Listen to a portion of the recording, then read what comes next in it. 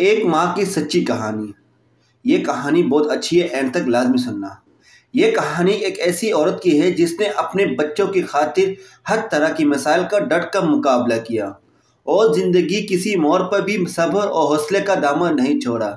ये कहानी है एक ऐसी माँ की मेहनत और मोहब्बत जिसने ये साबित कर दिखाया, हालात चाहे जैसे भी हो, औरत उसका मुकाबला किसी मर्द के बगैर भी कर सकती है। आए ये गम भरी कहानी इस औरत की ज़बानी ही सुनते हैं। मेरा नाम रोशन आर्या है। पता नहीं माँ बाप ने ये नाम क्यों रखा है, क्योंकि नाम से तो मैं रोशन आर्या हूँ, लेकिन हकीकत में रोशनी मेरे पास कभी नहीं आई। मेरी किस्मत में जितनी गम आए, काश वो गम कभी किसी को ना मिले। ज़िंदगी की कोई रात और कोई दिन खुशी से हंसने हुई नहीं गुजारा, मगर इतना ज़रूर है कि आने वाले कल के इंतज़ार में रात को सोते वक्त थोड़ा सा मुस्कुरा लेती थी कि कल का दिन शायद कोई खुशी का नवीद लाए। मेरी शादी 20 साल की उम्र में ही हो गई थी। शादी के 4 साल तो बहुत अच्छे गुजरे। शौहर भी अच्छे और हमेशा मुस्कुराने वाले थे। अपनी ज़िंदगी में उन्होंने मुझे कोई गम नहीं दिया। कमाते बहुत ज़्यादा थे, फिर भी दिन अच्छे गुजरे थे। मगर तीसरे बच्चे की पैदाइश का एक हफ्ते बाद मुझे ये खबर मिली कि मेरे शौहर के एक हादसे में मौत हो गई है और मैं बेवा हो गई हूँ। मेरी तो दुनिया ही उजड़ गई थी। कई दिनों तक तो मुझे कोई होश ही नहीं था, मगर 1 महीने के बाद मैं कुछ संभाले तो मेरी सास और मेरे देवर ने कमरे में आकर कहा, देखो अब तुम्हारा शौहर तो चला गया है और यहाँ कमाने वाला भी अब तुम्हारा एक देवर ही है। ससुर भी चल फिर नहीं सकता। अब कोई और असरा भी नहीं जो तुम्हें हमें अपने साथ रख सके। लिहाजा बेहतर ये होगा तुम अपने घर ही चली जाओ और चाहो तो अपने बच्चों के साथ ले जाओ, और अगर दूसरी शादी करना चाहो और रुकावट हो तो बच्चे को हमारे पास भेज देना। मुझे ये सुनकर बहुत हैरत हुई कि अब ये लोग भी मेरा बोझ नहीं उठा सकते। तो मैंने उनसे कहा, माँ इस घर में तो मेरे शौहर की यादें हैं और वैसे भी मैं आप पर बोझ नहीं बनूंगी, क्योंकि मैं सिलाई कढ़ाई और जानती हूँ, मेहनत करके अपने बच्चों का पेट पालूंगी। अब सिर्फ मुझे इस घर में रहने दे। रहा शादी का सवाल तो वो मैं अब नहीं करूंगी। ये बच्चे ही मेरा सहारा है और कोई दूसरा बाप उन्हें प्यार नहीं दे सकता। मगर उन्होंने मेरी बात ना मानी और मुझे कहा कि तुम 3 दिन के अंदर फैसला कर लो ताकि हम यहाँ से चले जाएंगे, क्योंकि अब इस मकान को बेचकर तुम्हारा देवर कोई छोटा मोटा काम शुरू करेगा। मैंने जब ये सुना तो मेरा दिल गमों से भर आया। तब मैंने कहा, ठीक है, जब आप मुझे रखना ही नहीं चाहते तो मैं 3 दिन रुककर क्या करूँगी।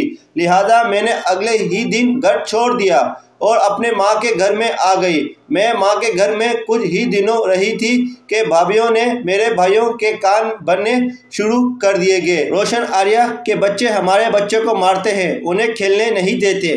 हालांकि मैं अपने बच्चों को अपने कमरे में ही बंद रखती थी, ना तो उनको मेरा कोई भाई खेलने के लिए बाहर ले जाता। बस ये बेचारे आपस में ही खेल कर कमरे में सो जाते। ऐसा ऐसा मैंने अपना कुछ जेवर बेचकर एक सिलाई मशीन ले ली और मोहल्ले से सिलाई का काम मंगवाना शुरू कर दिया। अल्लाह की रहमत से मेरा काम लोगों को पसंद आ गया। अब मैंने अपने बच्चों को मोहल्ले के एक स्कूल में दाखिल कर दिया और खुद उन्हें छोड़ने भी जाती और लेने भी। पता नहीं ये औरत ही औरत के दुश्मन क्यों होते हैं। मेरे भाभीियों को मेरा इस घर में रहना पसंद ही नहीं था, इसलिए और मेरे बुरी माँ जो हर वक्त मेरे गम में डाल रहती थी, उसे बरकाती रहती कि कोई गरीब सा रंडवा मर्द देखकर उसकी शादी करवा और उसे रुखसत करवा, वरना इसकी उम्र कैसे कटेगी और इसके भाई उसे कब तक संभालेंगे। और वैसे भी अब हमारे बच्चे बड़े हो रहे हैं, घर में जगह तंग पड़ जाएगी। अगर कोई इसके बच्चे को लेने को तैयार ना हो तो एक एक करके किसी बे औलाद को दे दे, पल जाएंगे। लेकिन इन जालिम भाइयों को ये ख्याल ना आया कि इन बच्चों की खातिर मैंने अपना ससुराल छोड़ा था और शादी ना करने का इरादा कर लिया। तो क्या मैं इन बच्चों के बगैर रह सकती हूँ? क्या कोई भी माँ अपने बच्चों के बगैर जी सकती है? शायद ऐसा तो कोई जानवर भी ना कर सके। उस रात मैं सो न सकी और अगले दिन अपने कुछ चीज़ें और एक जोड़ी जो मेरे शौहर की आखिरी निशानी थी बेचकर मैंने गली में ही एक 2 कमरे का मकान किराए पर लिया और वहाँ अपने बच्चों के साथ रहने लगी। अब खर्चे भी बढ़ गए थे, इसलिए मुझे सिलाई का काम भी बढ़ाना था। इन सब में मेरा एक दोस्त ने मेरी बहुत मदद की और अपनी माँ से कहा कि इसने मुझे एक बुटीक की मालकिन से मिलवाया।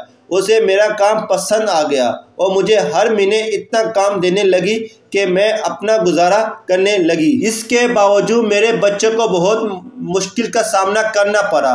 इस दौरान मेरे भाइयों ने मेरी खबर तो क्या लेनी थी कि वो मेरे माँ से भी तंग आ गए थे, इसलिए मैं अपनी बीमार माँ को भी इस घर में ले आई थी। बुटीक की मालकिन जिससे मैं काम लेती थी, इसने मुझसे कहा, अगर मैं तुम्हें एक छोटी सी फैक्ट्री लगा दूं तो क्या तुम ये काम संभाल सकोगी?